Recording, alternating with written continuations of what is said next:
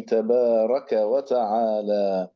اللهم ارزقنا الإخلاص والسداد في النية والقول والعمل لله تعالى. Nah, Setelah Syekh Fadli Alamuddin memulai kajian ini dengan alhamdulillah dan bersalawat kepada Nabi Muhammad Sallallahu Alaihi Wasallam,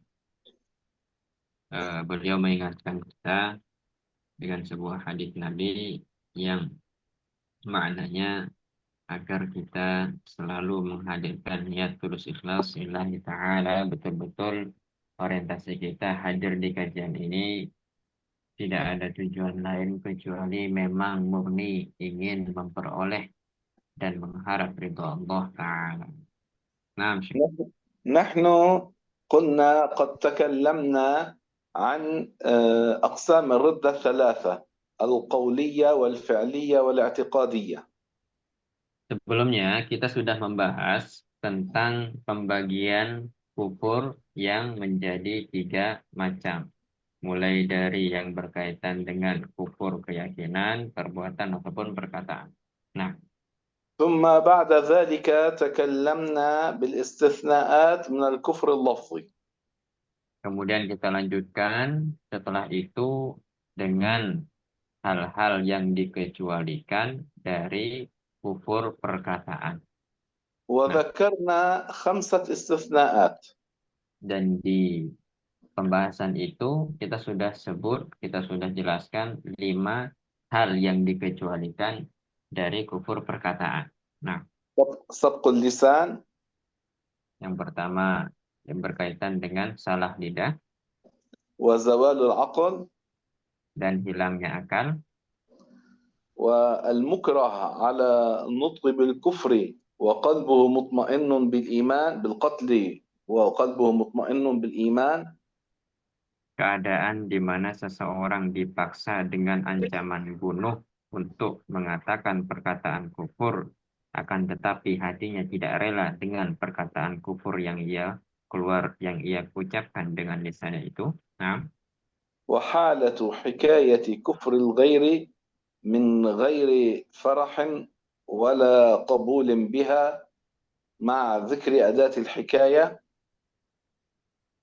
dan keadaan di mana seseorang menceritakan kekufuran orang lain dengan menyebutkan redaksi nukilan saat menukil perkataan kufur itu tanpa disertai rela atau bahkan menganggap baik kekufuran yang dia nukil itu.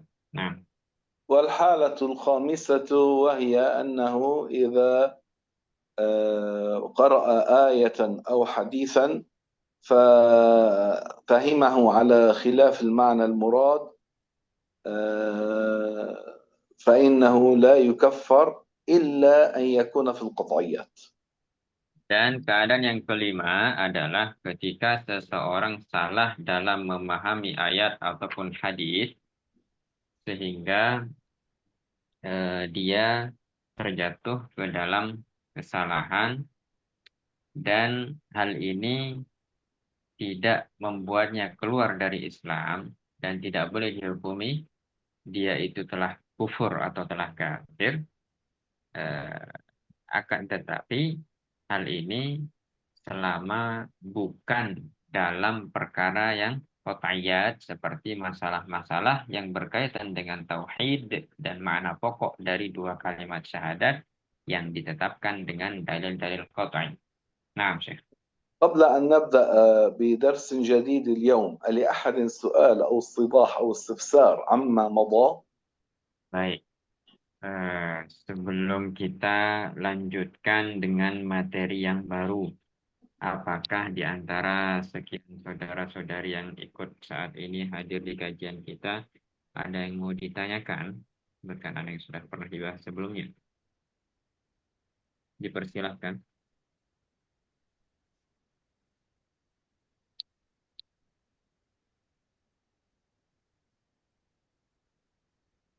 طيب، طالما لا يوجد إذن الآن نكمل بفائدة مهمة هي في حكم من يأتي بإحدى أنواع هذه الكفريات.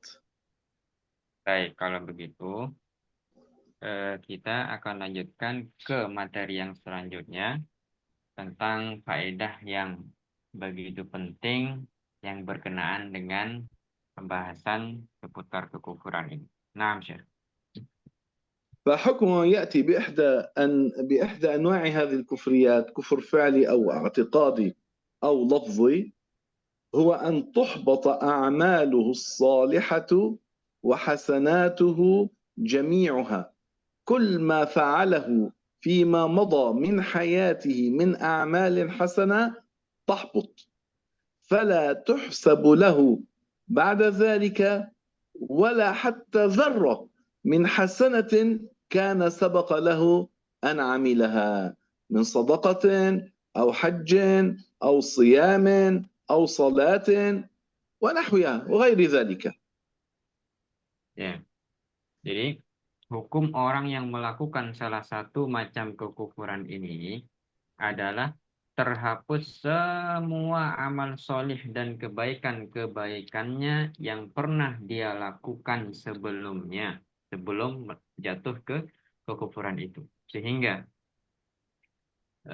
sekecil apapun kebaikan yang pernah dia lakukan, sedekah, haji, puasa, sholat, ataupun semacamnya, ya, itu semua hilang, bersih, tidak tersisa sedikit pun kebaikan atau pahala dari apa yang pernah dia lakukan sebab telah terjatuh dalam kekufuran. Nah, Syekh.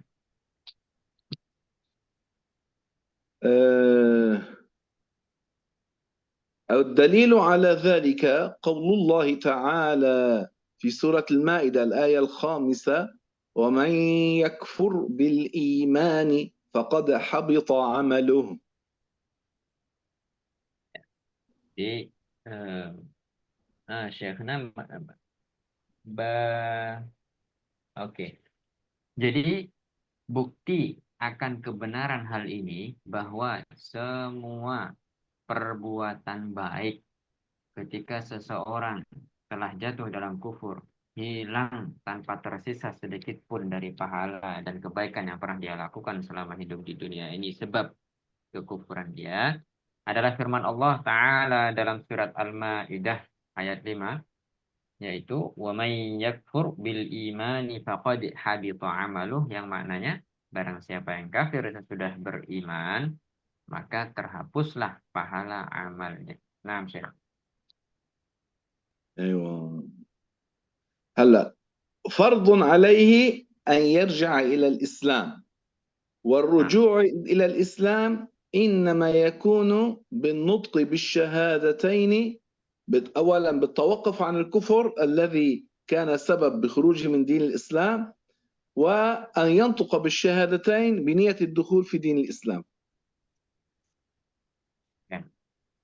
Kemudian فإن فعل ذلك رجع إلى الإسلام ثم عمل أعمالا صالحة تحسب له الحسنات الجديدة التي يقوم بها بعد تجديد إيمانه.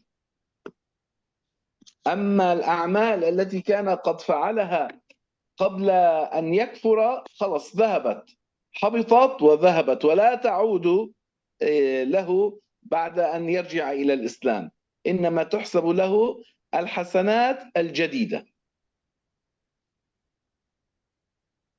Ya. Nah. Jadi orang ketika sudah jatuh ke dalam kekufuran, wajib seketika baginya untuk kembali masuk ke dalam Islam.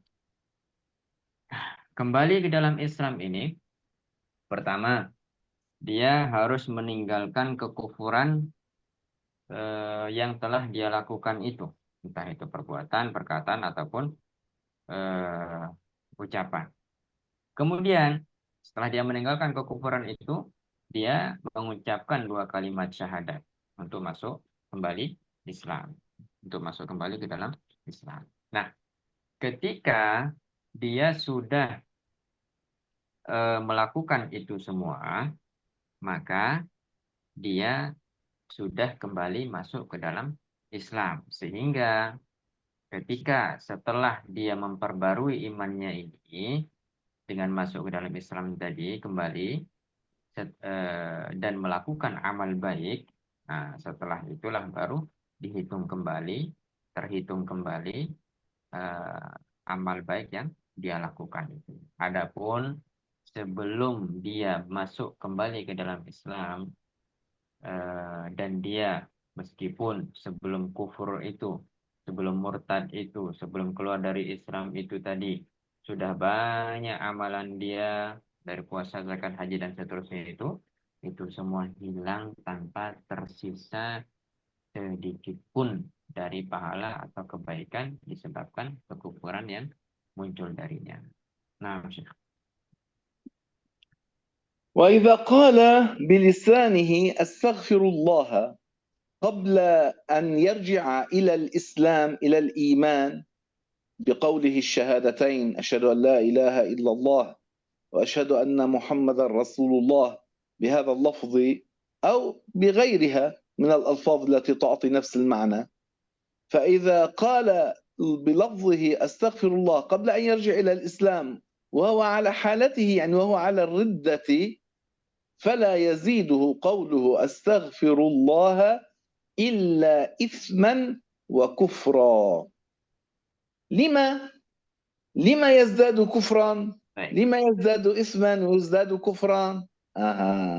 لأنه يكون قد كذب القرآن، كذب قول الله تعالى إن الذين كفروا وصدوا عن سبيل الله ثم ماتوا وهم كفار فلن يغفر الله لهم.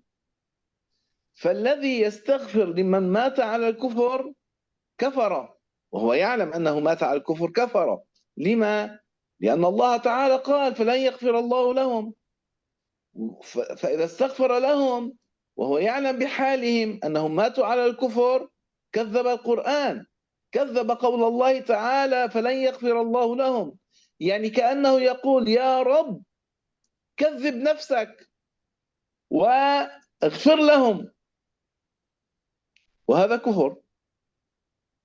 وكذلك يكون قد كذب قول الله تعالى إن الذين كفروا وظلموا لم يكن الله ليغفر لهم ولا ليهديهم طريقا إلا طريق جهنم خالدين فيها أبدا.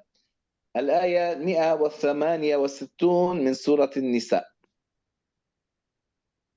Nah, selanjutnya, jika orang yang telah jatuh pada kekufuran tersebut mengatakan astagfirullah sebelum memperbaharui imannya dengan mengucapkan asyhadu an la ilaha illallah wa asyhadu anna muhammadar rasulullah, atau perkataan yang seman dengan ini, dan dia masih dalam keadaan kufur ini, maka ucapannya astagfirullah itu tidak menambahkan kepadanya kecuali dosa dan kekufuran. Mengapa? Orang yang telah jatuh pada kekufuran ketika dia belum memperbarui imannya dengan mengucap dua kalimat syahadat, malah mengucap astagfirullah, justru malah menambah dosa dan kekufuran. Karena ini mendustakan firman Allah Subhanahu wa taala, Innal ladzina kafaru wa saddu an sabilillahi thumma matu wa hum kuffarun falan yaghfirallahu lahum. Yang maknanya, sesungguhnya orang-orang yang kafir dan menghalangi orang lain dari jalan Allah masuk Islam, menghalangi orang lain dari masuk Islam, kemudian mereka mati dalam keadaan kafir, maka sekali-kali Allah tidak akan mengampuni mereka. Sekali-kali Allah tidak akan mengampuni mereka. Ini Quran surat Muhammad ayat 34, dan juga mendustakan firman Allah Subhanahu wa taala, Innal ladzina kafaru wa zalamu lam yakunillahu liyaghfira lahum wa la liyahdiyahum tariqa. إلا طريق جهنم خالدين فيها أبدا. Maknanya, sesungguhnya orang-orang yang telah kafir dan zalim, Allah sekali-kali tidak akan mengampuni dosa mereka, tidak akan sekali-kali mengampuni dosa orang-orang kafir itu, dan tidak menunjukkan kepada mereka jalan kecuali jalan menuju neraka. Mereka kekal di dalamnya selama-lamanya. Quran Surah An-Nisa ayat 168. Nah, hal ini tadi Syekh menekankan lagi bahwa apabila seseorang tahu bahwa orang lain mati dalam keadaan kafir, mati dalam keadaan murtad, mati dalam keadaan mendustakan syariat Islam atau mencaci Allah atau mencaci Nabi Muhammad atau nabi-nabi lainnya, tapi dia orang lain yang tahu tentang si fulan yang mati dalam keadaan kafir tadi, malah mohon ampun kepada Allah untuk orang yang jelas-jelas dia tahu telah meninggal dalam keadaan kafir, maka orang ini seakan-akan mengatakan, "Ya Allah, dustakan firman-Mu dan ampuni mereka." Wala'iyadzubillah, dan ini adalah kekufuran. Jadi perlu kita hati-hati dalam berdoa pun kita harus ada ilmu. Bukan semua doa boleh dipanjatkan. Nah, Syekhna. نحن أهل الحق أهل السنة والجماعة كل المسائل التي نتكلم بها لا بد أن يكون لها دليل، وأدلة أهل السنة والجماعة أدلة أهل الحق إنما تكون من القرآن أو من الحديث الثابت عن رسول الله صلى الله عليه وسلم، ثم يتبع بعد ذلك الإجماع. هكذا هي أدلة أهل الحق. هذا الدليل الشرعي، هذه الأدلة الشرعية، ويوجد أيضا دليل عقلي. Nah, jadi kita Ahlus Sunnah wal Jamaah itu ketika membahas tentang suatu permasalahan dari permasalahan yang berkaitan dengan agama, hukum-hukum permasalahan yang ada, itu mesti memiliki asas dalil yang kuat. Nah, dalil Ahlus Sunnah wal Jamaah itu ada kalanya dalil naqli, ada kalanya dalil aqli. Nah, di antara dalil-dalil Ahlus Sunnah yang pertama yang menjadi dasar utama adalah Quran, kemudian hadis yang memang hadis itu sahih, memang betul-betul disabdakan oleh Nabi kita Muhammad SAW.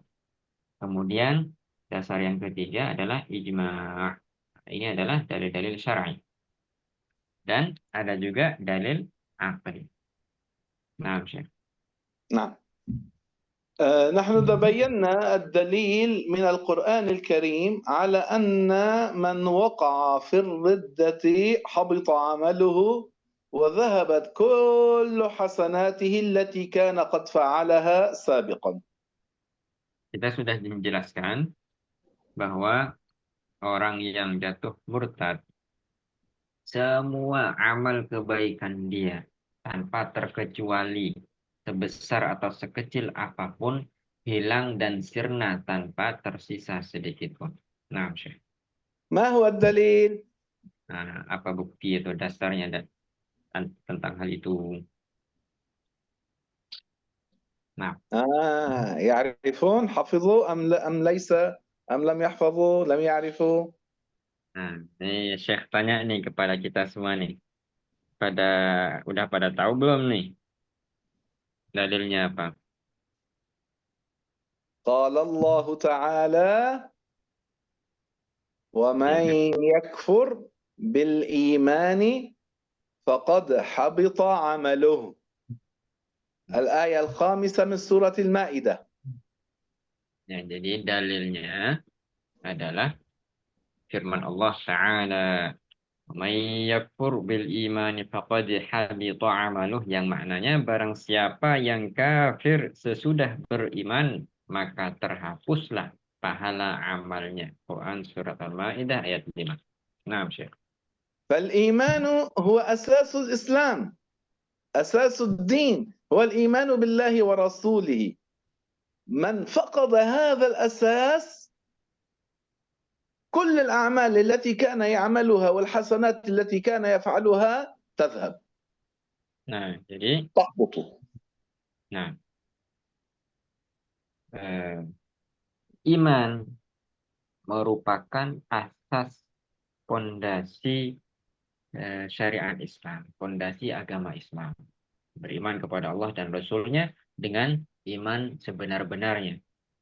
Karena ketika seseorang kehilangan atau tidak ada padanya pokok atau dasar keyakinan Islam ini padanya tidak ada, ya, pokok tentang iman yang benar dalam diri seseorang sirna, runtuh, maka semua amal kebaikan yang dia lakukan, dia tidak akan mendapatkan pahala sedikit pun, bahkan sirna, tanpa berbekas, tanpa tersisa sedikit pun. Nah, أيوة. من كان على الإيمان يستطيع أن يكسب الحسنات، orang yang أما من كان على غير الإيمان ليس له حسنة في الآخرة، لا يستفيد من أي عمل من الأعمال الحسنة التي يفعلها في الآخرة. إنما الذي يستفيد بالأعمال الحسنة في الآخرة هو المؤمن، هو المسلم. نعم. nah, jadi orang yang memiliki keimanan yang benar, dialah yang bisa melakukan amal-amal kebaikan, apapun bentuk amal kebaikan itu. Dan dia akan mendapatkan manfaat dari amal kebaikan yang dia lakukan kelak di akhirat. Berbeda dengan orang yang justru tidak memiliki keimanan dalam dirinya. Maka sebanyak apapun perbuatan baik dia, amal solih dia, di mata manusia itu semua menurut Allah dan Rasul-Nya tidak menyebabkan si pelaku kebaikan ini tadi, berhubung tidak memiliki iman yang benar dalam hatinya, tidak akan bermanfaat baginya di akhirat nanti. Nah, Syekh. طيب. أما الدليل من الحديث على أنه ليس لمن كان على غير الإسلام سواء كان كافرا أصليا أو مرتدا أن يقول بلسانه أستغفر الله، لا يجوز له ولا ينفعه ذلك. بل إن قال أستغفر الله بلسانه وهو على الكفر سواء كان كافرا أصليا أو مرتدا فهذا يكون قد كذب القرآن، كذب ما ذكرناه آنفا. والذي يكذب آية من القرآن يكون عليه معصية فيزداد كفرا، يزداد معصية. ذكرنا الدليل من القرآن. أما الدليل من الحديث فقد روى ابن حبان. تفضل ترجم هذا ثم نذكر الدليل من الحديث. تفضل. Nah, Syekh. Ya, jadi kita tadi sudah menyinggung bahwa ketika seseorang berada dalam kekufuran, jatuh kufur, ya, murtad, keluar dari Islam, maka amal baik apapun yang dia lakukan itu tidak akan bermanfaat baginya di akhirat. Dia tidak bisa mendapatkan kebaikan sedikit pun, tidak bisa melakukan amal soleh sedikit pun. Berbeda dengan seorang mukmin. Nah, hatta seorang yang dalam keadaan murtad itu mengucapkan astagfirullah saja sebelum dia masuk Islam kembali, itu tidak boleh baginya. Bahkan itu menambah kekufurannya, menambah dosanya, sebab telah mendustakan Al-Quran. Seperti yang sudah kita singgung dalil-dalilnya tadi di muka. Nah, adapun dari hadis, sekarang inilah yang akan kita baca. Apa dalil dari hadis yang menerangkan tentang hal itu? Nah, Syekh. روى الإمام ابن حبان رحمه الله عن عمران بن حسين رحمه الله أنه أتى رسول الله صلى الله عليه وسلم رجل، وهذا الرجل كان من المشركين من الكفار، فقال هذا الرجل للنبي: يا محمد. هذا الكلام الذي قاله هو كفر، هو يعني هو كان كافر وقال هذا الكلام فازداد كفرا إلى كفره، وهو قوله يا محمد. عبد المطلب يعني جد النبي أبو أبيه خير لقومه منك. هذا كفر، هذا القول كفر، لأن النبي محمد هو أفضل الخلق، فكيف يقال عن شخص أنه أفضل من النبي محمد، ولا سيما أنه لم يكن على دين الإسلام، بل كان يعبد الأوثان، فكيف يكون عابد الوثن أفضل من نبي وأفضل من رسول الله محمد، من النبي محمد صلى الله عليه وسلم؟ هذا كفر، هذا ازدياد في الكفر وفي المعصية. ثم على زعمه يعطي السبب لما قال ذلك، قال كان يطعمهم الكبد والسنام. الكبد والسنام، تعرف أنت الجمل له سنام هردبة، والكبد هو الذي يكون شيء من اللحم يكون في داخل الجمل وفي داخل الخروف وغير ذلك. والكبد والسنام هو من أفخر الطعام عند العرب في الجمل. فقال أن عبد المطلب كان يطعمهم الكبد والسنام، وأنت أي يا محمد تنحرهم، يعني تقتلهم، تذبحهم وتقتلهم بالقتال بالحرب. قال ذلك للرسول، ازداد كفرا إلى كفره، فرد عليه الرسول بما شاء الله له أن يرد عليه. فقال رسول الله ما شاء الله له أن يرد عليه، بحيث أنه أبكته.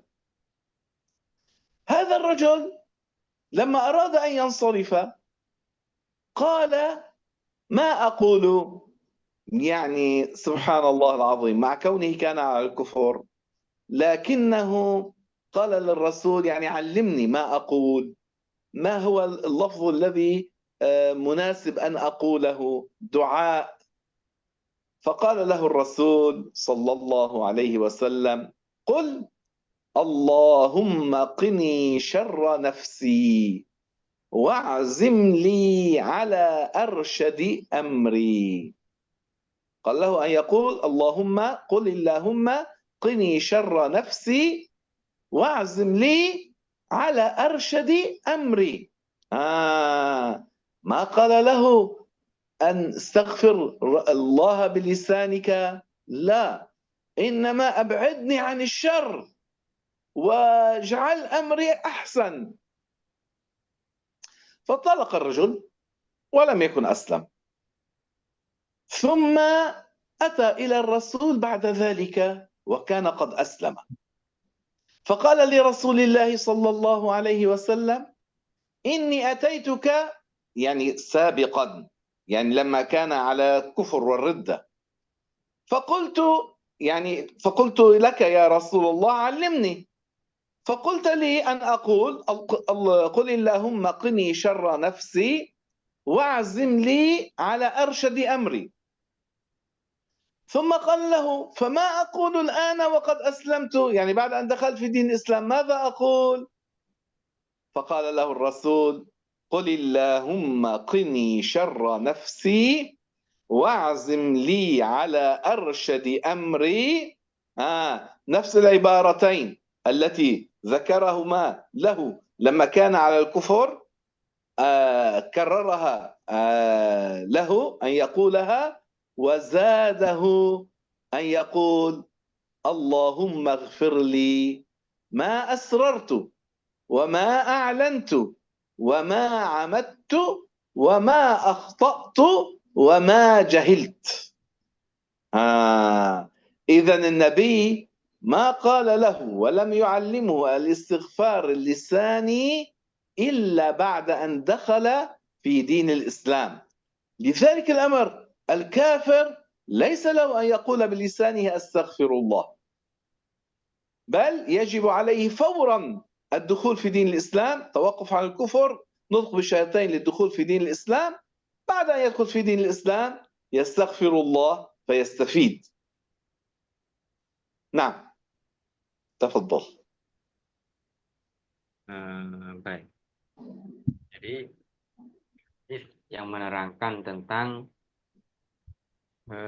ketika seseorang sudah jatuh ke dalam kufur, maka tidak bisa dia minta ampun kepada Allah dalam keadaan kufurnya itu. Justru diperintahkan untuk masuk Islam dulu, baru dia bisa mohon ampun kepada Allah atas kekufuran yang pernah dia alami.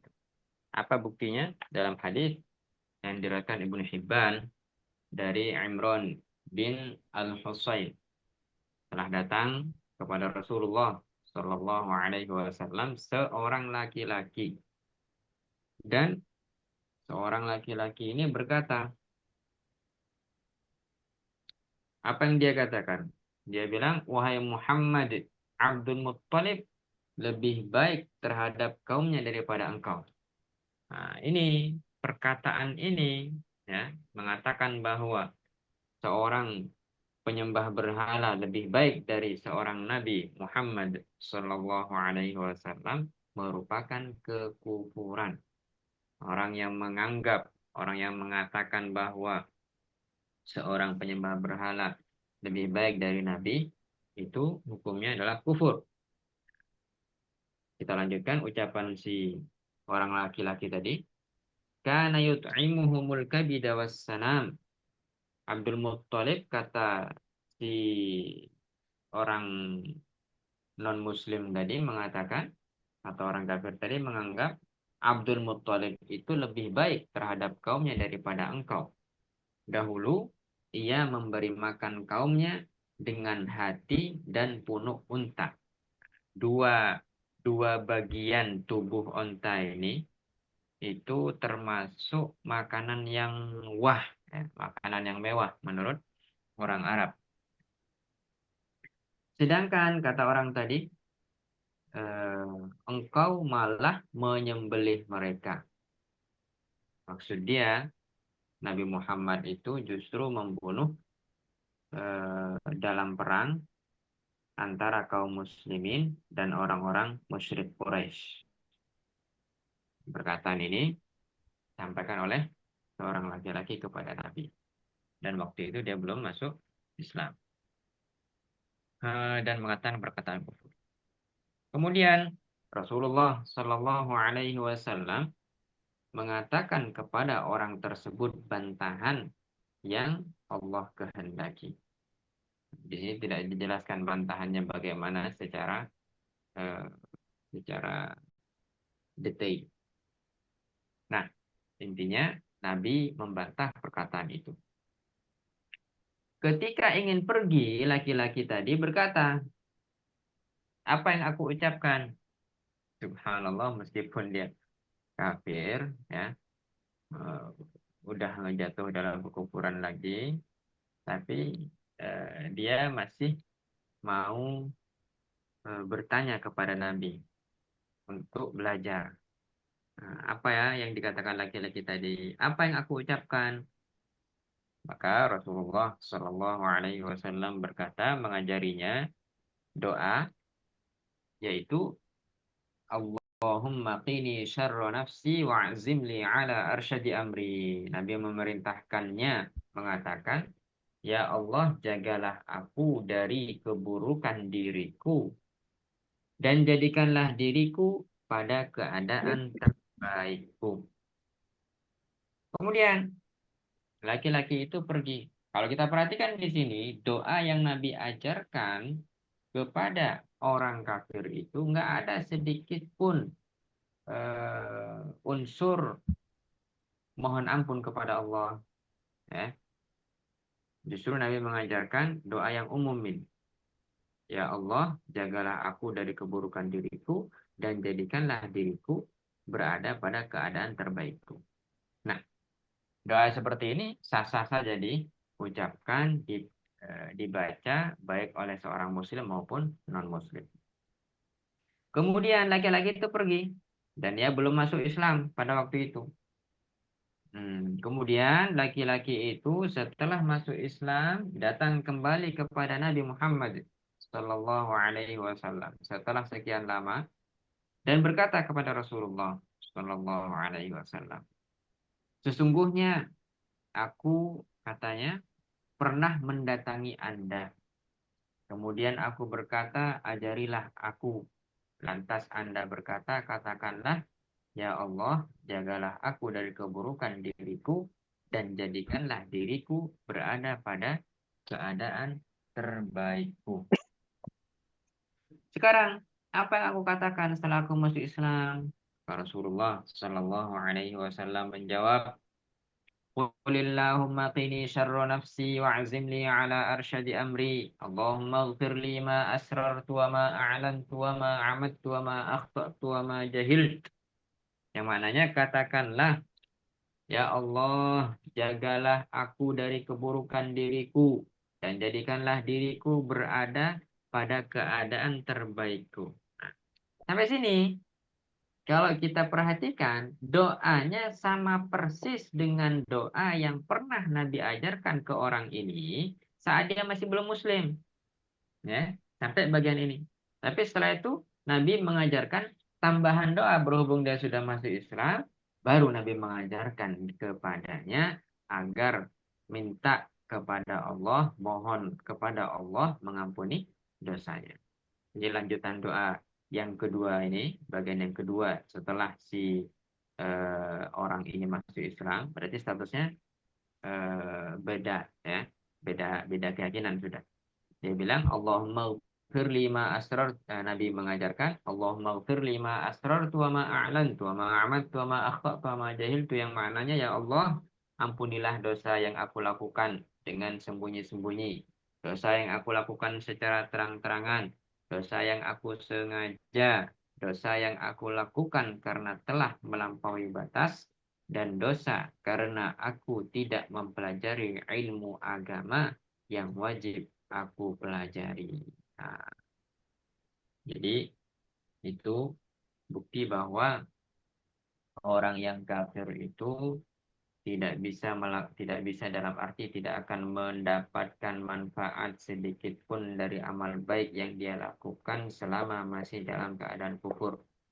Seorang muslim yang murtad, maka amal baiknya dengan murtadnya dia, dengan keluarnya dia dari Islam, maka hilang semua amal baik yang pernah dia lakukan. Bahkan dalam keadaan murtadnya itu istighfar pun tidak bermanfaat baginya, bahkan menambahnya kekufuran dan dosa-dosa yang dosa kufur itu. Ya. Nah, Syekhna.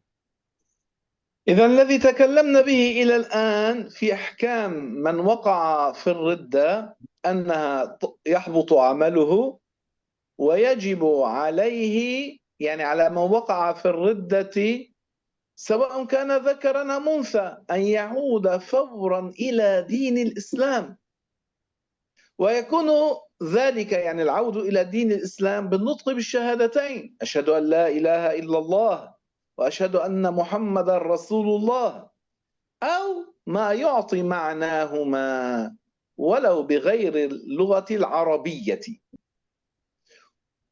ولابد من الإقلاع عن سبب الردة إن كان لفظيا أو اعتقاديا أو فعليا. فإذا الشخص ترك الأمر الذي ارتد بسببه ونطق بالشهادتين رجع إلى الإسلام. Nah, Nah, selanjutnya adalah tadi pembahasan kita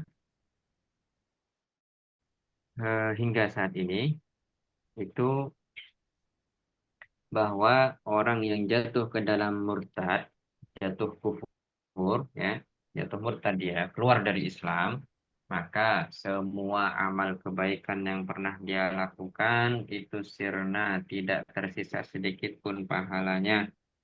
Dan baginya dan dia, orang yang sudah murtad ini wajib seketika kembali masuk Islam dengan meninggalkan kekufurannya, meninggalkan sebab dia murtad itu, apakah riddah atau kekufuran yang telah dia lakukan itu kufur keyakinan, kufur perbuatan ataupun perkataan.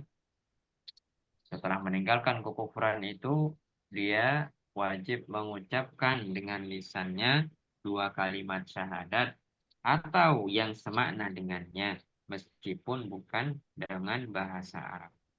Maka ketika seseorang telah meninggalkan riddahnya, meninggalkan sebab dia jatuh kufur itu, dan mengucap 2 kalimat syahadat, maka orang seperti ini telah masuk ke Islam kembali. Nah, Syekh. ويجب أيضا زيادة على رجوعه للإسلام حتى يسلم من الإثم شيئان. الأول الندم على ما صدر منه، يعني يستشعر في قلبه كراهية ما صدر منه من الكفر. الندم يعني الأسف لما؟ لعدم رعاية حق الله تعالى. نعم. Dan juga agar dosa-dosa orang yang telah jatuh murtad itu diampuni, di samping dia harus masuk Islam kembali, dia harus menyesal karena telah melanggar perintah Allah dengan jatuh dalam kufur itu. Nah, jadi betul-betul dia dalam hati menghadirkan penyesalan sejati bahwa dia telah jatuh dalam dosa yang paling besar itu. Nah, Syekh. حقيقة الندم أن يلوم الشخص الذي وقع في المعصية، كانت كفرا أو كبيرة أو صغيرة حتى، أن يلوم نفسه على هذا التفريط الذي وقع منه، فهو غم يصحب الإنسان الذي وقع في معصية الله، فيتمنى أن ما وقع منه لم يقع. هذا هو الندم، يعني ندم على ما حصل منه من معصية الله عز وجل.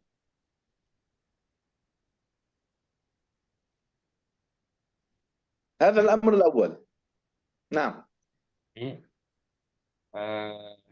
rukun taubat itu agar dosa seseorang diampuni oleh Allah, baik taubat dari dosa kecil besar, dari dosa kecil maupun dosa besar, itu seseorang betul-betul mencela dirinya terhadap kelalaian yang telah dia lakukan itu. Jadi betul-betul dia merasa gundah, galau yang tingkat tinggi, sehingga menyebabkan dirinya itu menyesali betul-betul maksiat yang sudah pernah dia lakukan itu. Sehingga dia betul-betul memiliki cita-cita dan tekad bulat untuk tidak mengulangi lagi apa yang telah dia lakukan itu dari maksiat itu. Dan dia betul-betul berharap agar agar dosa yang pernah dia lakukan itu tidak dia lakukan lagi. Nah, Syekh. وأما الأمر الثاني حتى يسلم من المعصية فهو أن يعزم بقلبه على أنه لا يعود إليه مرة أخرى. العزم يعني يعني تصميم القلب على أن لا يعود لمثل ما حصل منه أي للكفر. هل هذا إن لم يندم أو لم يخطر في باله أنه لا يعود للكفر صح إسلامه، إسلامه صح، لكن مع الإثم. أما من عزم على الكفر أو تردد في ذلك فإنه يكفر في الحال. نعم. Baik. Jadi di samping seseorang harus betul-betul menyesali perbuatan dosa yang pernah dia lakukan, dia agar diampuni dosanya itu harus memiliki tekad kuat untuk tidak kembali mengulangi dosa tersebut. Dia bertekad untuk tidak mengulangi apa yang pernah dia lakukan atau yang pernah muncul dari dia dari dosa, terlebih terkhusus kekufuran itu. Ini syarat agar dosanya itu diampuni oleh Allah.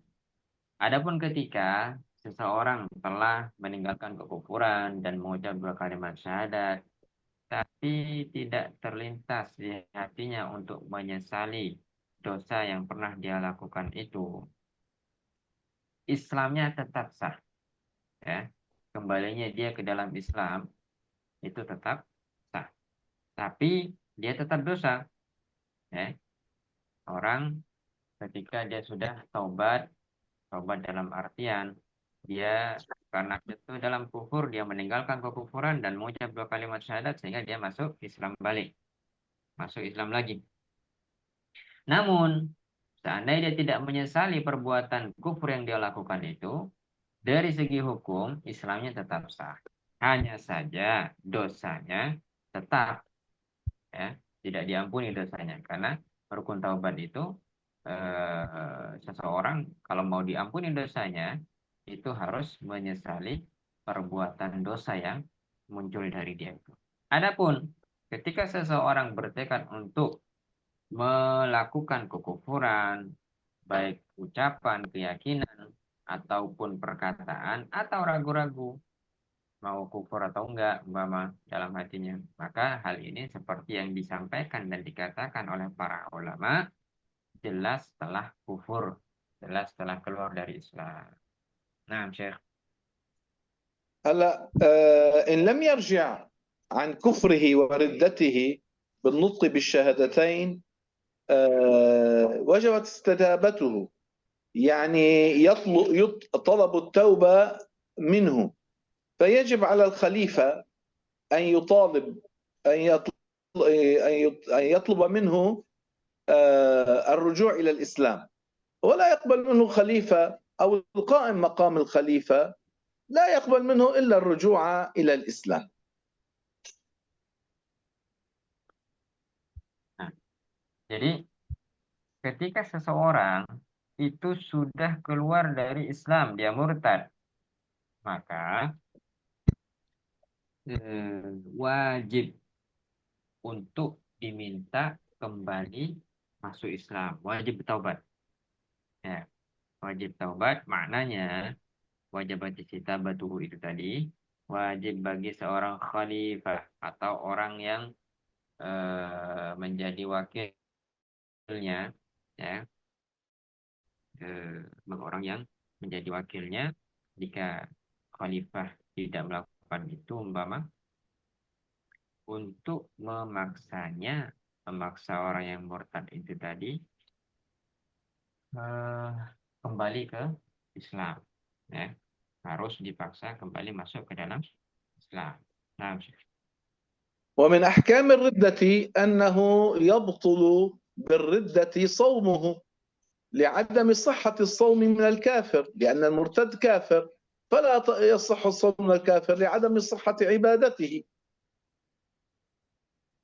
Nah, di antara hukum yang berkaitan dengan riddah, bahwa berkaitan dengan murtad maksudnya, bahwa orang yang murtad itu batal puasanya. Karena puasanya di antara syaratnya itu yang melakukan puasa ini harus seorang muslim. Orang non-muslim itu batal puasanya meskipun dari segi ininya dia tetap tidak makan, tidak minum dari pagi hingga petang. Nah, ويبطل أيضا بالردة تيممه، يعني إذا كان متيمم ووقع في الردة بطل تيممه، أما وضوءه أو لا ينتقد. فإن رجع إلى الإسلام قبل أن يحدث فوضوءه صحيح، أما التيمم يفسد يبطل. baik. Jadi berkaitan dengan riddah ini, ketika seseorang murtad dan dia dalam keadaan bertayamum, maka tayamumnya itu batal. Ya. Dengan seseorang murtad, maka tayamumnya batal. Berbeda dengan wudhu. Ketika seseorang tadinya muslim, kemudian murtad, setelah itu masuk Islam kembali. Nah, selama dia tidak batal wudhunya, maka wudhunya tetap sah. Ya. Tayamum berbeda dengan wudhu. Nah, Syekh. ويبطل بالردة عقد نكاحه بمجرد حصول الردة من أحد الزوجين الذكر والأنثى. بطل عقد النكاح إذا كان حصلت هذه الردة قبل الدخول، يعني قبل الوطأ. فإن رجع إلى الإسلام ويريدان أن يكونا مع بعضهما كزوجين، لابد بعد الرجوع الذي وقع منهما في الردة بالتشهد دخل في الإسلام، لابد من عقد جديد. هذا إن أرادا الرجوع إلى النكاح.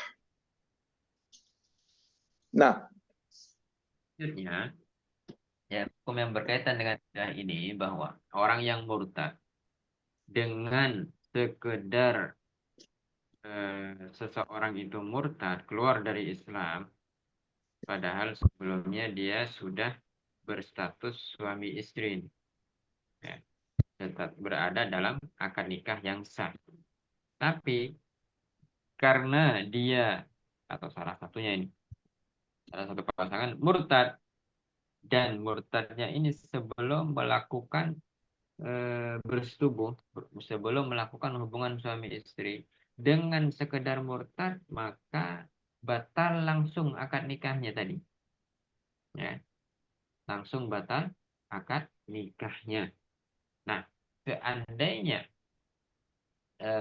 mereka ingin kembali bersatu, suami istri tadi ini, yang salah satunya sudah murtad sebelum melakukan hubungan suami istri, apa yang harus dilakukan? Pertama harus masuk Islam dulu, ya. Setelah masuk Islam, baru melakukan akad yang baru untuk bisa hidup sebagai suami istri lagi. Kalau tidak, ya tetap harus masuk Islam lagi. Seperti yang tadi disampaikan sebelumnya bahwa seorang khalifah ketika mendapati seseorang telah murtad keluar dari Islam, apa kewajibannya?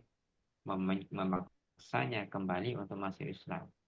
Seorang khalifah atau orang yang menggantikannya, ya, memiliki kewajiban untuk memaksa orang yang sudah murtad kembali ke Islam, dan tidak boleh diterima dari orang murtad itu kecuali harus masuk Islam. Nah, Syekh. وإذا حصلت الردة من أحد الزوجين بعد الدخول، يعني بعد الجماع، لا يجوز أن يعاشر زوجته معاشرة المتزوجين، إنما يكون عقده موقوف. ماذا يعني موقوف؟ يعني موقوف على أمر، وهو أنه إن رجع إلى الإسلام الذي وقع منهما في الردة قبل انتهاء العدة فعقدهما صحيح. أما إذا لم يرجع إلى الإسلام في مدة العدة وإنما رجع إلى الإسلام بعد العدة فيحتاج إلى عقد جديد لكي تكون معه ليكونا كزوجين. يعني إن رجع إلى الإسلام قبل انتهاء مدة العدة فالعقد صحيح. أما إذا مضت العدة فلا بد بعد الرجوع إلى الإسلام من عقد جديد. والعدة هي اذكر هذا الحكم ثم نذكر ما هي العدة. Nah, apabila seseorang telah jatuh murtad, padahal status dia dalam pernikahan yang sah. Nah, orang seperti ini, ketika murtadnya keluar dari Islamnya setelah sudah melakukan hubungan suami istri, maka di sini pernikahan mereka berdua ini itu mauquf. Bahasa sekarang mungkin boleh kita istilahkan pending. Jadi menggantung modelnya. Maksudnya bagaimana menggantung ini?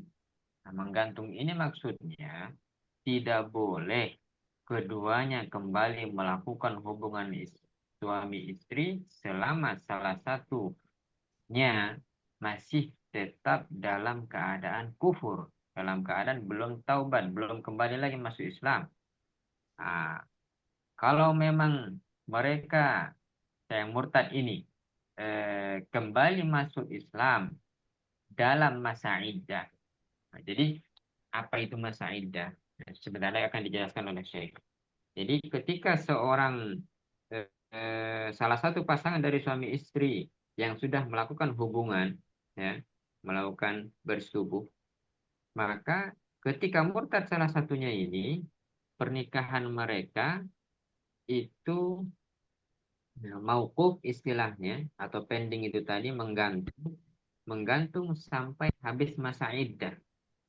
Nah, sampai habis masa iddah. Ketika si yang murtad ini belum juga kembali ke dalam Islam sampai habis masa iddah, maka sudah selesai hubungan mereka itu. Sudah selesai, maksudnya putus. Ya. Nah, kalau seandainya mau kembali lagi, di samping harus masuk Islam kembali, yang murtad itu baru kemudian akan baru. Berbeda dengan ketika si murtad tadi sebelum habis masa iddah itu kembali masuk Islam.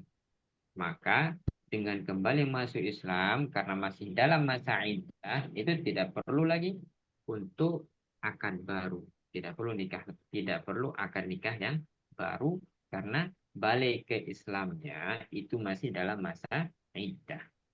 Apa itu masa iddah? Nah, sebentar dijelaskan oleh Syekh. Nah, Syekh. والعدة هذه التي نحن نتكلم عنها الآن هي كعدة الطلاق، يعني 3 أطهار لذوات الحيض و3 أشهر قمرية لمن لا تحيض، مثل الآيسة والصغيرة. والحامل تنتهي عدتها حتى تضع حملها. لو أنها ولدت بعد 2 ساعات انتهت عدتها، ولدت بعد يوم، يومين، أسبوع، انتهت عدتها بالولادة. نعم. Nah, selanjutnya. Jadi, iddahnya itu, iddah dalam kasus kita ini, seperti iddahnya seorang wanita yang dicerai oleh suaminya. Ada 3 masa iddah. Pertama, bagi orang yang masih mengalami haid. Berapa lama iddahnya ini? Itu 3 kali masa suci. Ya, iddah yang kita bahas sekarang ini, pertama adalah 3 kali masa suci bagi siapa? Bagi perempuan yang masih mengalami haid. Kemudian masa iddah yang kedua adalah 3 bulan Qamariyah. 3 bulan Qamariyah ini seperti contohnya Muharram, Safar, Rabiul Awal. Itu 3 bulan Qamariyah. Ini bagi siapa 3 bulan Qamariyah masa iddah seperti ini? Liman la tahid. Bagi siapapun wanita yang mengalami haid. Siapa contohnya wanita yang tidak mengalami haid ini? Seperti wanita yang sudah menopause atau anak kecil, ya, seorang anak kecil yang statusnya menjadi istri orang yang belum mengalami haid. Maka masa iddahnya adalah 3 bulan qamariyah. Kemudian yang ketiga, orang yang hamil.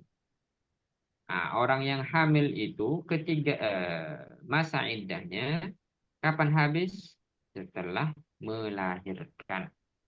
Nah, kalau sudah melahirkan orang yang hamil ini, meskipun apa namanya singkat sekali setelah 2 hari melahirkan, maka dengan melahirkan itu masa iddahnya tadi sudah selesai dengan melahirkan.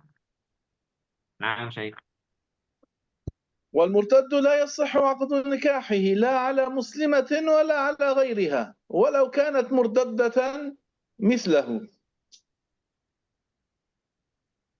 hukum selanjutnya, ketika seseorang itu murtad, susah hidup, dia punya hidup susah. Kenapa? Tidak bisa menikah, baik dengan orang yang sama-sama murtad dengannya ataupun dengan orang lain. Nah, Syekh. ومن أحكام الردة أنه تحرم ذبيحته، يعني إذا أراد أن يذبح خروف، شاة، أراد أن يذبح بقرة، أراد أن يذبح دجاجة، حرام، حكمها أنها ميتة لا يجوز أكلها. Berkaitan dengan hukum murtad ini juga, apabila seorang sudah murtad, sudah keluar dari Islam, maka sembelihan orang murtad itu haram hukumnya untuk dimakan. Ya, baik itu sapi kah, kerbau kah, kambing kah, ayam kah. Kalau yang nyembelih adalah orang murtad, maka haram bagi orang lain untuk memakannya. Nah, والمرتد لا يرث من مات من أقربائه المسلمين، لا إذا مات أبوه ولا غير أبيه. orang yang murtad juga eh, kasihan betul orang murtad ini. Nah, orang murtad juga di antara hukumnya itu tidak bisa mewarisi, mendapat warisan baik ayahnya yang meninggal atau anggota keluarga lain yang meninggal. Nah, Syekh. والمرتد لا يورث، يعني إذا مات شخص مرتد لا يرث أقرباؤه المسلمون ولا غيرهم، إنما Demikian يكون ماله فيئا، يعني يصرف في مصالح المسلمين. demikian juga orang yang mati dalam keadaan murtad ini, sana dia punya harta, banyakkah harta dia itu sedikit, maka ahli warisnya itu tidak berhak mendapat harta warisan yang ditinggalkan oleh si murtad tadi. Nah, justru dalam syariat Islam, orang yang murtad itu meninggal dalam keadaan murtad umpama, maka hartanya itu sebagai fai. Apa itu fai? Maknanya yusrafu qultum li muslimin syekh di bait في malil muslim. مصالح المسلمين. Maknanya orang yang meninggalkan harta dalam keadaan dia mati murtad, mati dalam keadaan non muslim, dia punya harta, harta warisan, maka keluarganya tidak bisa mendapat warisan itu, peninggalan harta dari si murtad tadi. Justru harta si murtad tadi itu disalurkan ke maslahat kaum muslimin. Nah, Syekh. ومن مات على الردة لا يجوز أن يصلى عليه لكفره، ومن صلى عليه وهو يعلم بحال.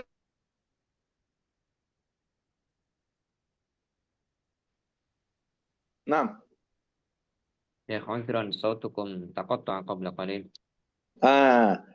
ومن مات على الردة لا يجوز أن يصلى عليه، لما؟ لكفره، ومن صلى عليه وهو يعلم أنه مات على الكفر، من صلى على الكافر هو كفر.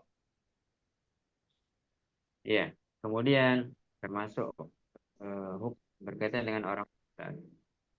Ketika seseorang mati dalam keadaan murtad, maka haram bagi orang muslim menyalatinya. Ketika seseorang tahu bahwa si fulan mati dalam keadaan murtad, tapi tetap menyalatinya, maka orang yang menyalatinya ini tadi justru yang jatuh ke dalam kufur. Nah, Syekh. والمرتد الميت لا يجب أن يغسل. هلا إن غسل يجوز، لكن لا يجب تغسيله ولا تكفينه. لكن لو غسلوه أو كفنوه يجوز، لكن لا يجب.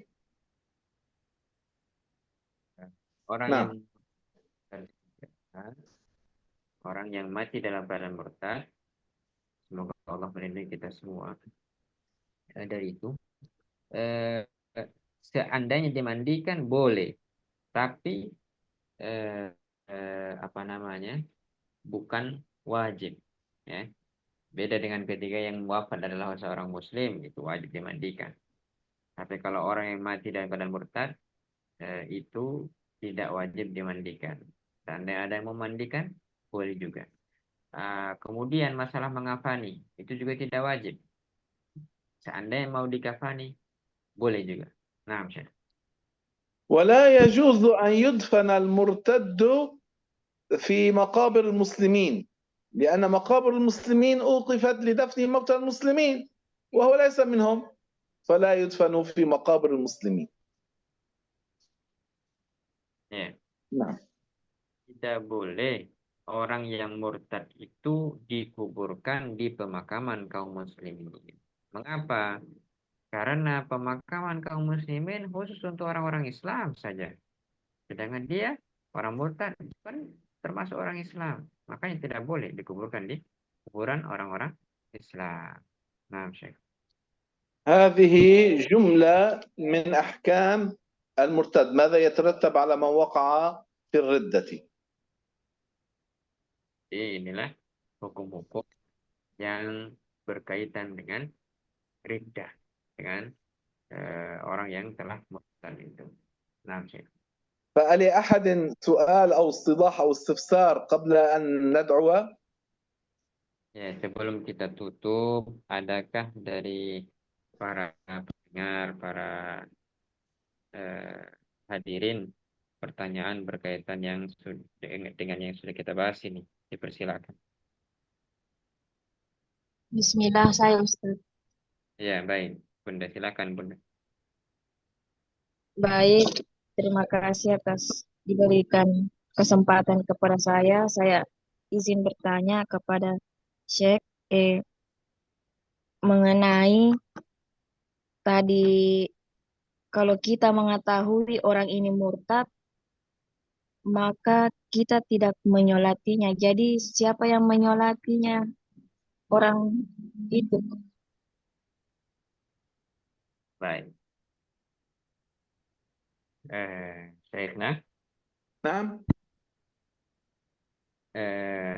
Ukhtuna, نعم.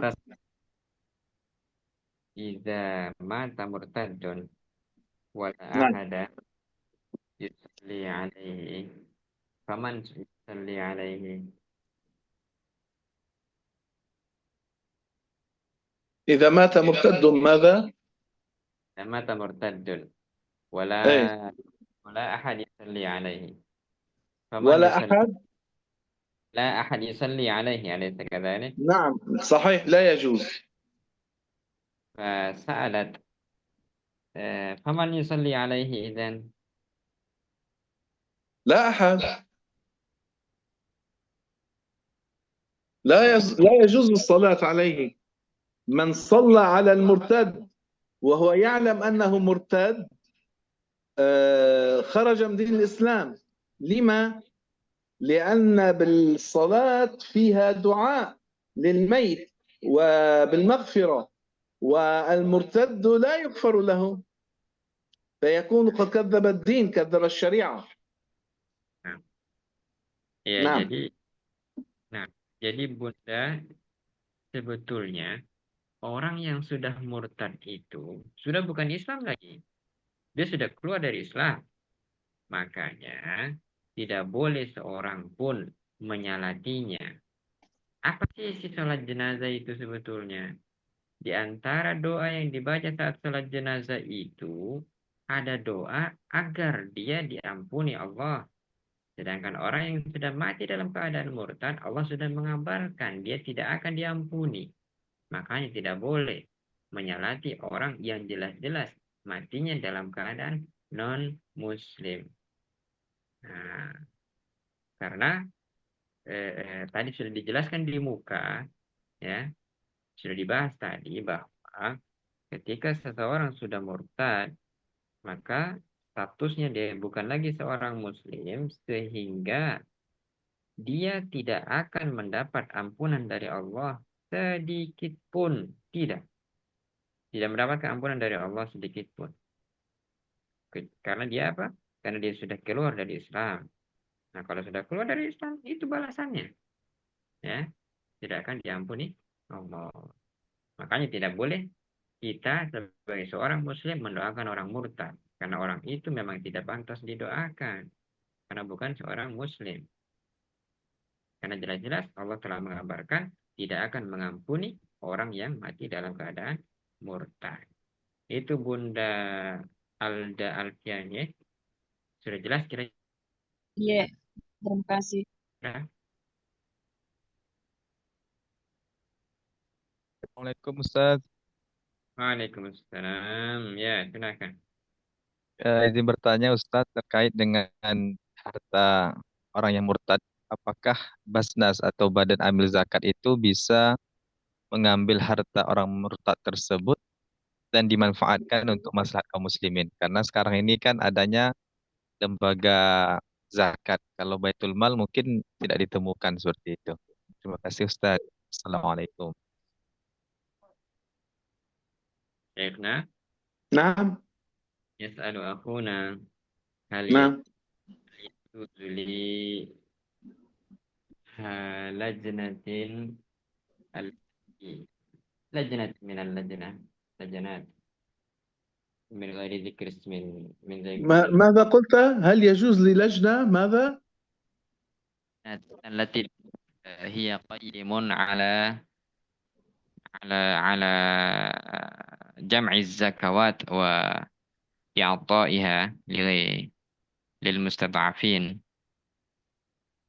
أن يأخذ مال المرتد ويصرفها. هلا نحن أعطينا الحكم الأساسي. الحكم الأساسي أن المرتد لا يرث ولا يورث. يعني لا، إذا هو مات المرتد أقرباء المسلمون لا يرثونه، وإذا أحد المسلمين مات وعنده ابن مرتد، المرتد لا يرث المسلم. هذا هو أصل الحكم. هلأ عند الشافعي هكذا، هلأ عند غير الشافعي يوجد كلام آخر، لكن ليس مجالنا الآن للبحث في ذلك. أنه المسلم له أن يأخذ عند غير الشافعي المال من تركة المرتد، لكن هذا عند غير الشافعي الآن لا ندخل به. نعم. هلا طالما لا يوجد بيت مال مسلمين مستقيم، نعم، إن وجد مسلم تقي، مسلم يعرف المصالح، كيف تصرف المصالح، كيف تصرف الأموال في المصالح، واستطاع أن يأخذ هذا المال يأخذه ويصرفه في المصالح. هذا إن وجد، ولا نحن أعطينا الحكم. نعم. Jadi Syekh barusan menyampaikan bahwa tadi kita sudah membahas tentang hukum dasar dari harta orang yang mati dalam keadaan murtad, itu warisan orang murtad itu. Dalam mazhab Syafi'i itu memang tidak bisa diwariskan, sehingga keluarganya tidak boleh mengambil harta orang yang mati dalam keadaan murtad itu.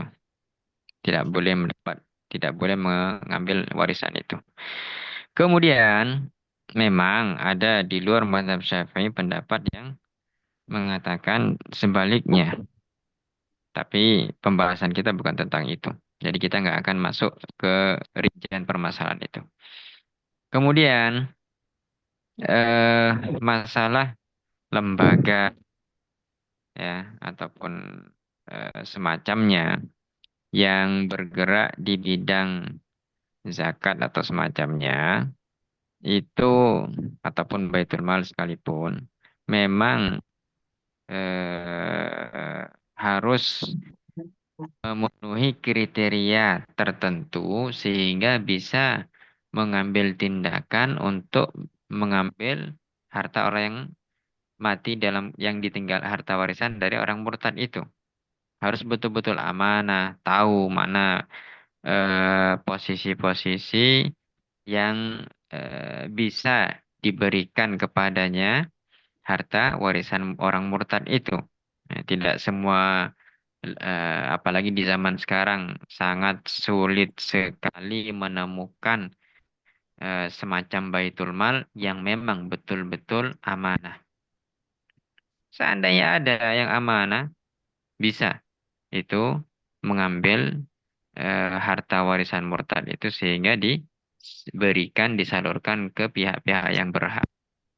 Namun, seandainya tidak, apabila tidak ada, maka seandainya ada orang yang solih tahu dikemanakan harta warisan orang murtad itu, ya, tahu pos-posnya, tahu titik-titik sesuai dengan aturan syariat, kemana harta warisan orang murtad ditasarrufkan, disalurkan, maka orang yang soleh, yang bertakwa, yang alim itu tadi bisa mengambil harta warisan orang murtad untuk disalurkan ke maslahat untuk ke maslahat kaum muslimin. Nah, Syekh. Nah, Ya, itu. Ustaz, maaf Ustaz, boleh bertanya lagi Ustaz? Ya, silakan. Assalamualaikum warahmatullahi wabarakatuh. Ustaz, bagaimana tentang orang Muslim yang keluar dari agama Islam lalu ia kembali dengan paksaan tadi Ustaz? Bagaimana itu Ustaz, paksaan tadi? Sedangkan Islam kan nggak boleh paksaan masuknya Ustaz. Oke, terima kasih Ustaz. Syekhna yas'al huna. nah, كيف يجبر شخص بالدخول في الإسلام وقد خرج من الإسلام مع أنه قال لا إكراه في الدين.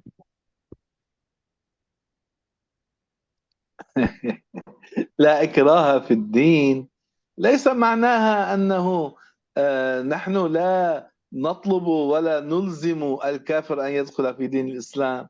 ليس هذا معناها. إنما معنى لا إكراه في الدين يعني يوجد أكثر من تفسير لهذه الآية لأهل الحق. من جملة تفسيرها أي أنك يا محمد لا تستطيع أن تكره قلب من شئت للدخول في دين الإسلام، إنما أنت تستطيع على الظاهر، أما القلوب الذي يهديها هو الله، وأنت يا محمد لا تستطيع ذلك. هذا على تفسير، وعلى تفسير هذه الآية منسوخ حكمها بآية القتال. نعم، ويوجد تفاسير أخرى. Jadi sebetulnya perkataan atau yang sering mungkin sebagian kita dengar tidak ada paksaan dalam agama itu sebetulnya tidak bisa mutlak kita benarkan. Karena ayat yang berkaitan dengan itu banyak diselewengkan. Tafsirnya itu sebetulnya ya dia ada multi tafsir. Multi tafsir ini bukan berarti menurut versi orang-orang seperti kita kemudian kita simpulkan sendiri, tidak. Tetap merujuk kepada para ulama yang terpercaya, amanah, bukan sembarang. Bukan sembarang orang yang bisa menafsirkan Al-Quran. Nah, jadi di antara makna tafsir dari ayat itu,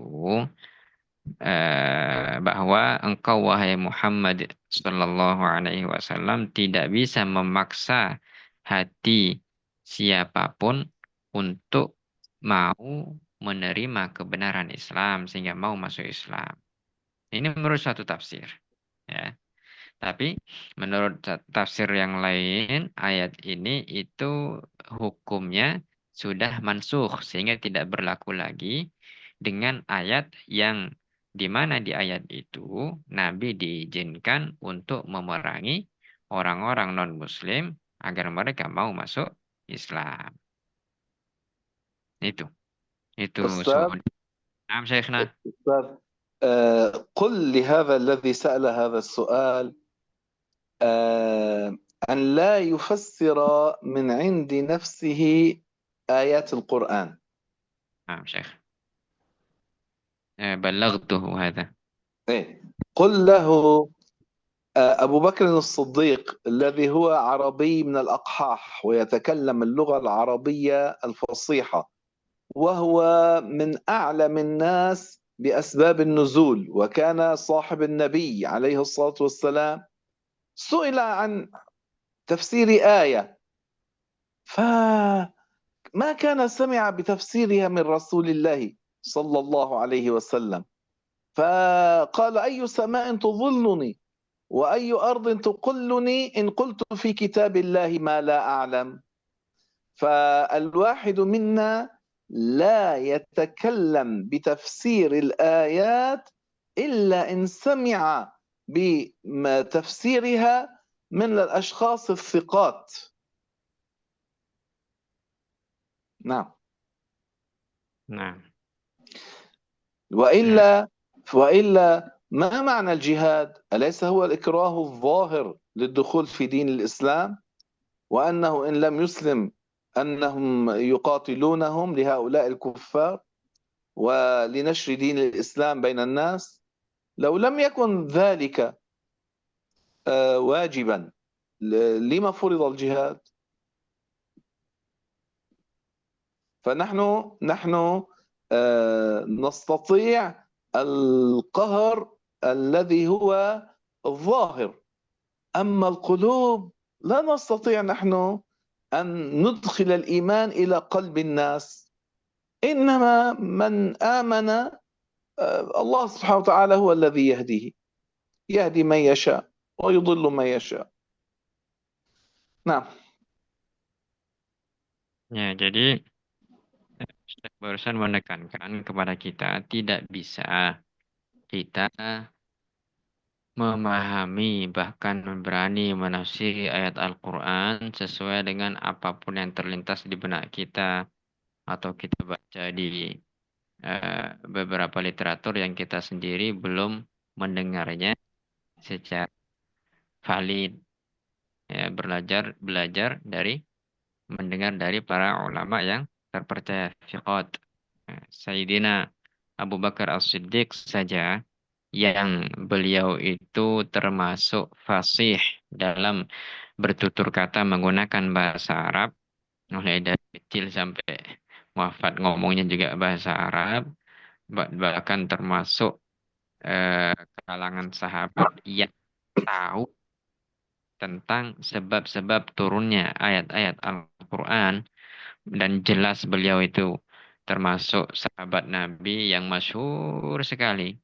Beliau saja orang yang begitu alim dan luas ilmunya, sekali berbeliau ketika ditanya tentang tafsir suatu ayat dan beliau belum pernah mendengar makna atau tafsir dari ayat yang ditanya itu, beliau justru mengatakan ayyu sama'in tudhilluni wa ayyu ardin tuqilluni in qultu fi kitabillahi ma la a'lam. Bahasanya dengan bahasa lain, langit mana yang mau menaungiku dan bumi mana yang bisa memberiku apa tumpangan mungkin kalau boleh kita istilahkan. Jika aku mengatakan tentang kitabullah, tentang firman Allah, sesuatu yang belum pernah aku tahu. Nah, dari sini Syekh menjelaskan bahwa salah seorang dari kita tidak bisa menafsirkan Al-Quran sesuai dengan yang muncul di kepalanya. Ini satu hal. Kemudian di sisi yang lain, seandainya memang betul dalam Islam itu tidak boleh ada paksaan, lalu apa arti jihad sebetulnya? Bukankah jihad itu justru memaksa orang lain tunduk kepada pemerintahan Islam, memaksa mereka untuk masuk Islam? Kalau tidak, maka mereka harus tunduk kepada aturan Islam. Maknanya kita itu diperintahkan untuk memaksa orang lain masuk Islam secara zahir. Adapun secara batin, ada itu bukan ranah kita, bukan wilayah kita. Karena masalah hati kita tidak tahu, Allah yang tahu. Makanya secara zahir kita diperintahkan untuk dalam Islam memaksa orang lain untuk masuk ke dalam Islam, itu pun untuk keselamatan orang itu sendiri. Jelas orang yang wafat dalam keadaan Islam itu balasannya surga. Aneh kalau seandainya orang diberi jalan selamat tapi malah menolak. Itu kurang lebih yang disampaikan oleh Syekh barusan. Mungkin Naam Syekh, turidu an taqul tazida syai'an akhar? لا إلا Baik, إذا كان هو عنده شيء. baik. Baik, saudara-saudari, sudah cukup jelas apa yang kita bahas tadi ya, dan pertanyaan serta jawabannya. Cukup Ustaz. Baik, Banyak. sama-sama. Baik, Assalamualaikum. oh, masih ada lagi. Waalaikumsalam. Baik, Bunda silakan. Gini Ustadz, ini kan masa lalu. Cuma saya selalu berpikir jika pernikahan pernikahan itu pihak laki-lakinya dari dulu dia orang tuanya tuh Kristen masuk Islam, umur dia masuk Islam itu umur 5 tahun. Kemudian setelah dia dewasa, setelah dia menikah, dia selalu katanya dia Islam. Cuma dia selalu mengagungkan itu Bunda Maria itu Ustadz. Itu bagaimana pernikahan kedua orang itu Ustadz? Memang yang perempuannya itu Islam. Syekhna, نعم. سؤال أختنا هذه قالت الشخص أسلم من صغره منذ عمره 5 سنين، ثم بعد ذلك شو أسلم وعمره 5 سنوات؟ كيف يكون هذا؟ يعني أحد أصوله على الإسلام فيقال عنه مسلم بالتبعية. لعله والديه كان أسلم و5 سنين عمره. مهم مسلم. مسلم. السؤال هو بعد أن تزوج نعم. هذا الرجل، هذا الشخص نعم. كان يعظم في قلبه أم المسيح عليه السلام. نحن نعظم أم المسيح، هي ولية من أولياء الله، ولية أفضل نساء العالمين، مريم ابنة عمران، نحن نعظمها رضي الله تعالى عنها. الله نسأل الله سبحانه وتعالى بجاهها أن يوفقنا لما يحب ويرضى. أوكي. نحن نعظم سيدنا عيسى، نحن نعظم مريم، هي مسلمة ولية تقية أفضل نساء العالمين. نعم. Jadi Bunda itu sekedar seseorang mengagungkan Bunda Maria atau ibunda dari Nabi Isa alaihissalam, bukan kemudian menjadikannya keluar dari Islam. Bahkan kita, orang-orang Islam ini, justru menganggap Sayyidatuna Maryam, ibunda Nabi Isa alaihissalam, adalah seorang muslimah yang taat kepada Allah, bahkan menjadi salah satu walinya Allah dari kalangan perempuan. Ya, kita juga mengagungkan beliau. Nah, jadi pernikahannya sah-sah saja itu Bunda, tidak masalah.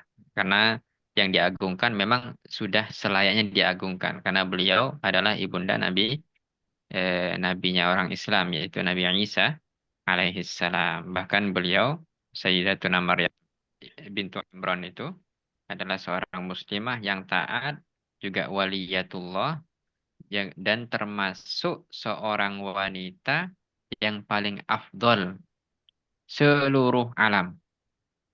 Ya, itu Bunda Maria.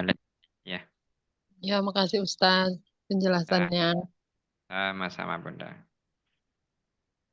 Baik, saudara-saudari, adakah yang mau ditanyakan lagi berkenan dengan pembahasan kita?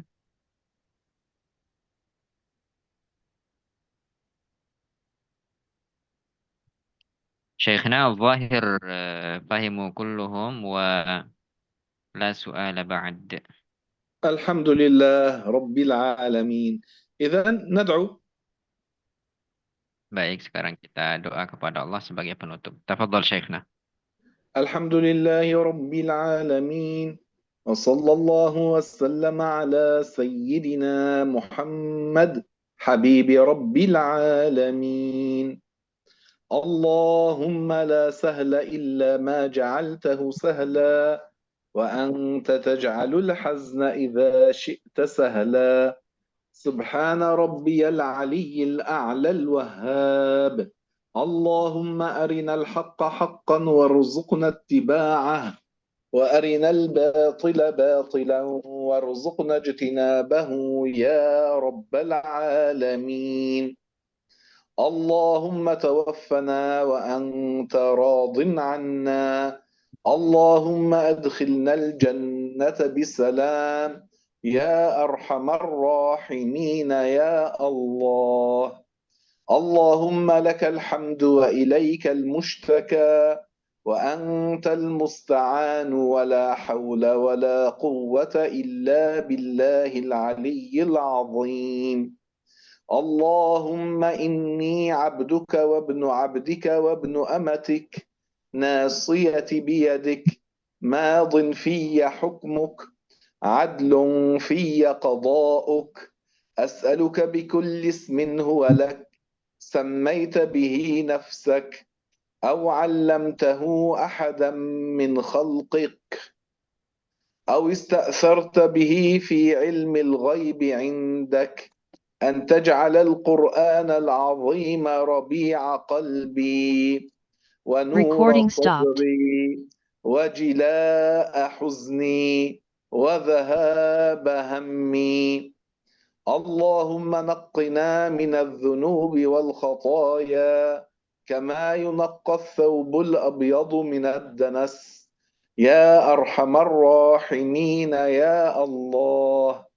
اللهم باعد بيننا وبين معاصيك كما باعدت بين المشرق والمغرب يا رب العالمين. اللهم اقسم لنا من خشيتك ما تحول به بيننا وبين معاصيك ومن طاعتك ما تبلغنا به جنتك ومن اليقين ما تهون به علينا مصائب الدنيا. اللهم أعنا على ذكرك وشكرك وطاعتك وحسن عبادتك. اللهم إنا نسألك موجبات رحمتك وعزائم مغفرتك والسلامة من كل إثم والغنيمة من كل بر والفوز بالجنة والنجاة من النار. اللهم إني أسألك شكر نعمتك وحسن عبادتك وكمال عافيتك وعظيم مرضاتك. اللهم إنا نسألك حسن الخاتمة والفوز بالجنة والنجاة من النار. اللهم متعنا بأسماعنا وأبصارنا وصحتنا وقوتنا ما أحييتنا، واجعله الوارث منا، واجعل ثأرنا على من ظلمنا، وانصرنا على من عادانا، ولا تجعل مصيبتنا في ديننا، ولا تجعل الدنيا أكبر همنا ولا مبلغ علمنا، ولا تسلط علينا من لا يرحمنا. لا إله إلا أنت سبحانك إني كنت من الظالمين. اللهم ارزقنا توبة قبل الموت، ورحمة عند الموت، ومغفرة بعد الموت، وعفوا عند الحساب. اللهم إن للموت سكرات، فأعنا وهون علينا سكرات الموت. اللهم لا تدع لنا ذنبا إلا غفرته، ولا دينا إلا قضيته، ولا هما إلا فرجته. اللهم ارزقنا الإخلاص والسداد في النية والقول والعمل. اللهم إني أسألك حبك وحب من يحبك، والعمل الذي يبلغني حبك.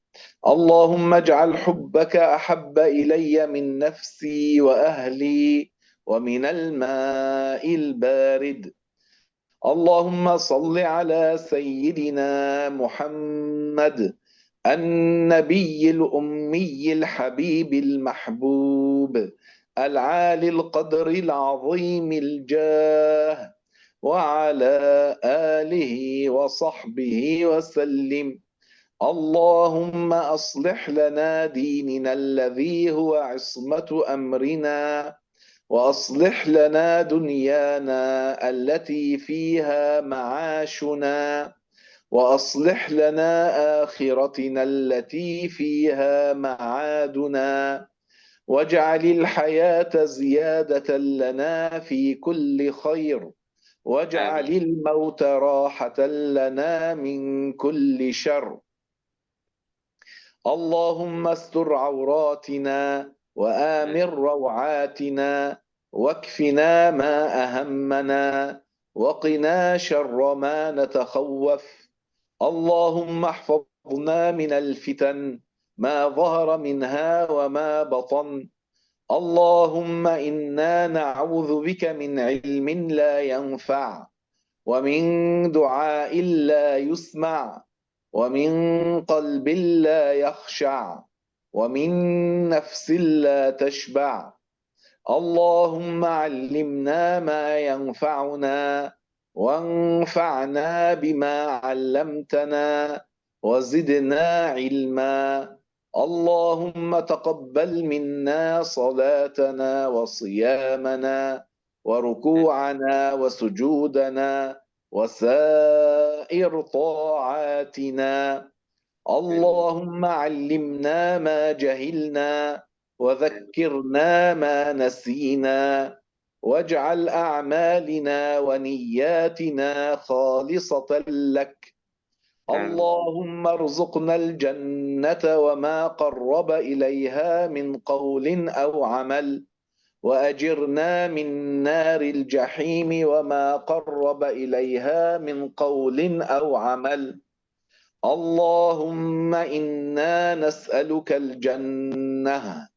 اللهم إنا نسألك الجنة. اللهم إنا نسألك الجنة. اللهم أجرنا من النار. اللهم أجرنا من النار. اللهم أجرنا من النار. اللهم اكفنا بحلالك عن حرامك، وأغننا بفضلك عمن سواك، وحبب إلينا الإيمان وزينه في قلوبنا، وكره إلينا الكفر والفسوق والعصيان. اللهم آتي نفسي تقواها وزكها أنت خير من زكاها، أنت وليها ومولاها. اللهم أكرمنا برؤية النبي محمد في المنام، وارزقنا زيارة قبره الشريف في المدينة المنورة، واحشرنا تحت لوائه يوم القيامة، وارزقنا شفاعته. اللهم رضنا بقضائك، وبارك لنا فيما قدر لنا، حتى لا نحب تعجيل ما أخرت، ولا تأخير ما عجلت. اللهم اجعلنا من العلماء العاملين، والأولياء الكاملين، والشهداء الأبرار المخلصين الصادقين. اللهم اجعل قبورنا روضة من رياض الجنة، ولا تجعلها حفرة من حفر النيران. اللهم ارزقنا شهادة في سبيلك. اللهم تجاوز عن سيئاتنا. اللهم اختم بالصالحات أعمالنا. اللهم اجعل حسابنا يسيرا، واجعلنا من الذين يعبرون الصراط طائرين. اللهم أكرمنا بشربة من حوض نبيك لا نظمأ بعدها أبدا، نشربها عن تلذذ لا عن عطش، يا أرحم الراحمين يا الله. اللهم اجعل لنا من كل ضيق مخرجا، ومن كل هم فرجا، ومن كل بلاء عافية. اللهم اجعل قبورنا منورة، وأصلح أحوالنا. أسأل الله العظيم لي ولكم سترا فوق الأرض، ورحمة تحت الأرض، وعفوا يوم العرض. يا حي يا قيوم، يا حي يا قيوم، يا حي يا قيوم. يا لطيفا بخلقه، يا عليما بخلقه، يا خبيرا بخلقه. الطف بي يا لطيف يا عليم يا خبير. اللهم يا لطيف أسألك اللطف فيما جرت به المقادير. اللهم واجعلنا من أحبابك الأتقياء الأنقياء الأخفياء.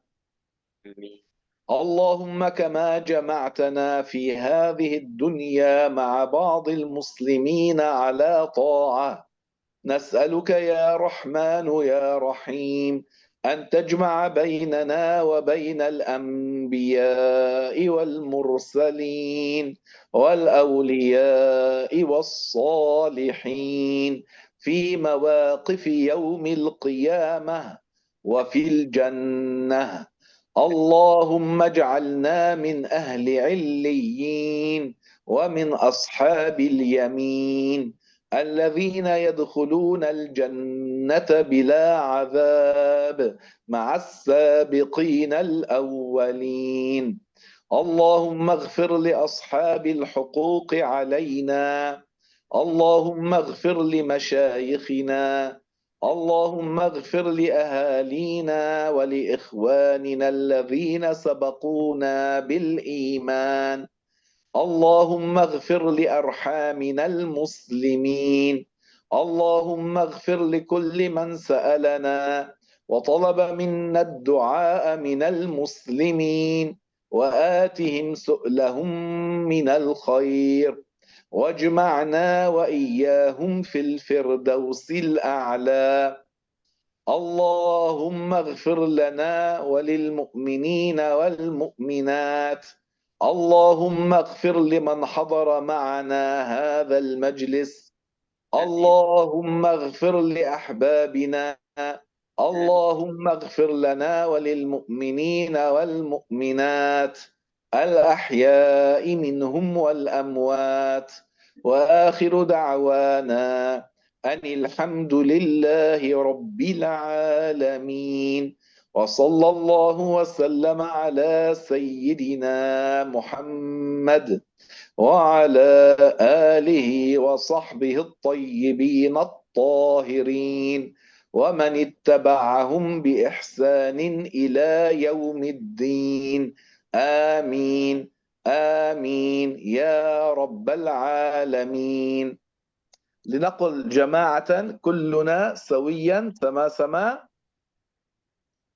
لا إله إلا الله، لا إله إلا الله، لا إله إلا الله. اللهم صل على سيدنا محمد وعلى آله وصحبه وسلم. رب اغفر لي وللمؤمنين والمؤمنات. بارك الله فيكم، أحسن الله إليكم، غفر الله لي ولكم، أماتني الله وإياكم على التقوى. اللهم اجمعنا في الجنة كما جمعتنا في هذه الدنيا على طاعة، وتقبل الله منا بسر سورة الفاتحة. أعوذ بالله من الشيطان الرجيم. بسم الله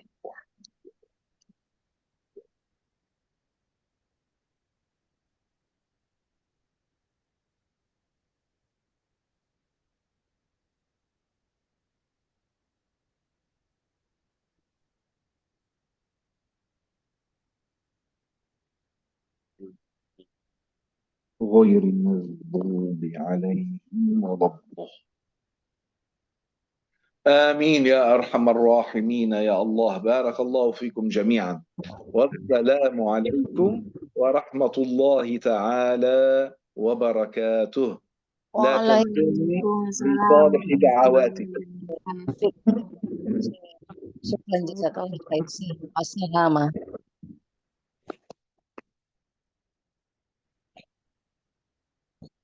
بارك الله فيكم. السلام عليكم ورحمة الله. Waalaikumsalam warahmatullahi wabarakatuh. Syukran. Waalaikumsalam